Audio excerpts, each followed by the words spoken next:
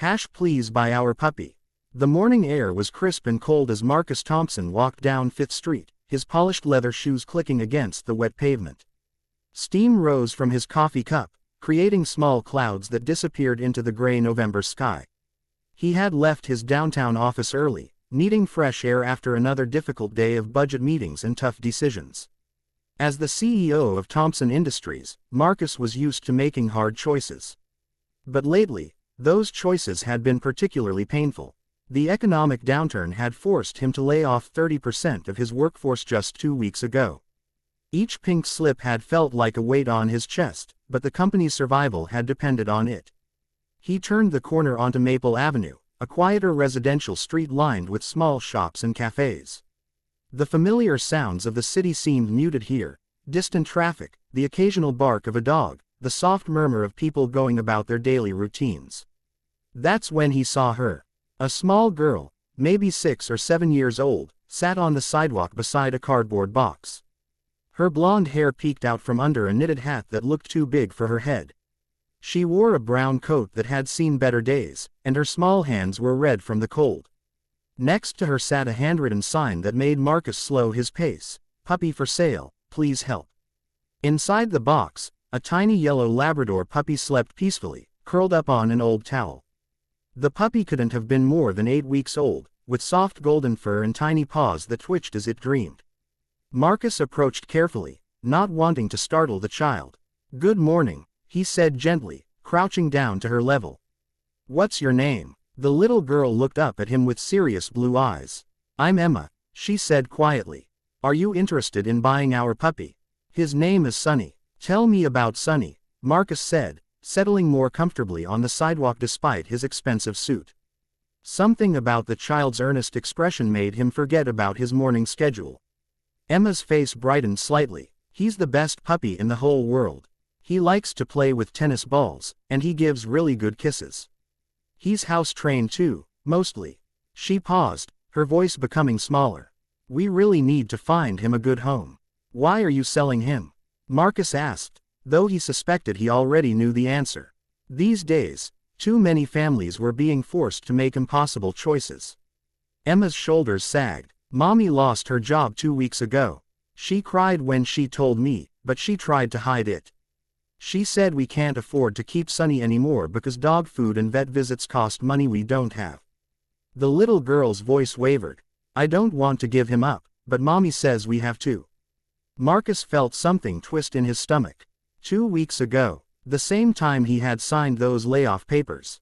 "What's your mommy's name?" he asked quietly. "Sarah Mitchell. She used to work at a big company downtown, but they said they didn't need her anymore." Emma reached into the box and gently stroked Sunny's fur. The puppy stirred, opening one sleepy eye before settling back into his dreams. Marcus closed his eyes for a moment. Sarah Mitchell. He remembered her file. Single mother, 5 years with the company, excellent performance reviews.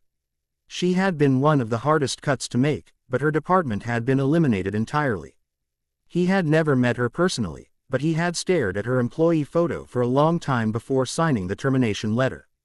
"How much are you asking for Sunny?" he asked. $200, Emma said hopefully.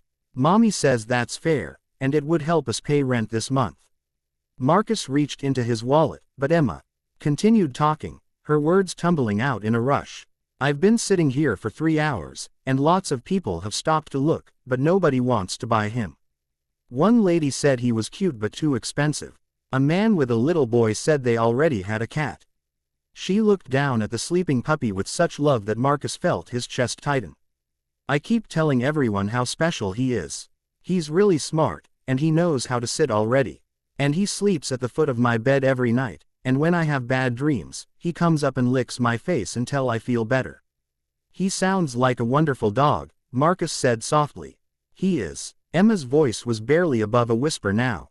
"I just want him to go to someone who will love him as much as I do. Someone who won't be too busy to play with him, and who won't forget to give him treats."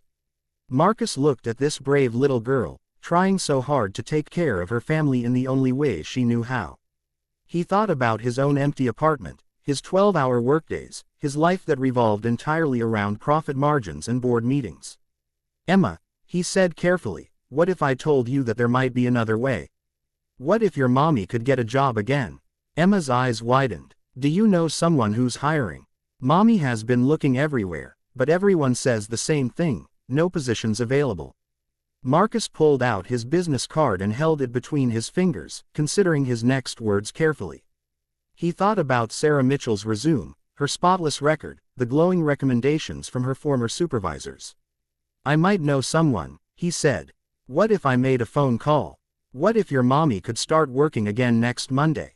Really? Emma's voice was filled with such hope that Marcus felt something crack open in his chest. But what about Sunny? Well, Marcus said, reaching down to gently pet the sleeping puppy, what if the person who gave your mommy a job also needed someone to take care of a very special dog? Someone who could bring him to the office sometimes, and make sure he got plenty of love and attention. Emma stared at him, hardly daring to believe what she was hearing. You mean, we could keep Sunny? I mean, Marcus said, standing up and extending his hand to help Emma to her feet, that sometimes the best business decisions are the ones that make everyone happy. Your mommy was a valuable employee who deserves a second chance. And Sunny here looks like exactly the kind of companion a busy CEO needs to remember what's really important. Emma scrambled to her feet, careful not to disturb the puppy. Are you really serious? Marcus smiled, the first genuine smile he'd felt in weeks. I'm very serious, but I have one condition. Emma held her breath. I want you to visit Sunny at the office every day after school. Someone needs to make sure I'm taking proper care of him. Tears started rolling down Emma's cheeks, but she was grinning from ear to ear. Yes, I promise. As Marcus carefully lifted the box with sleeping Sunny inside, he realized that sometimes the most important decisions weren't made in boardrooms at all. Sometimes they happened on cold sidewalks, with small girls who reminded you that business was ultimately about people. Come on, he said to Emma. Let's go call your mommy.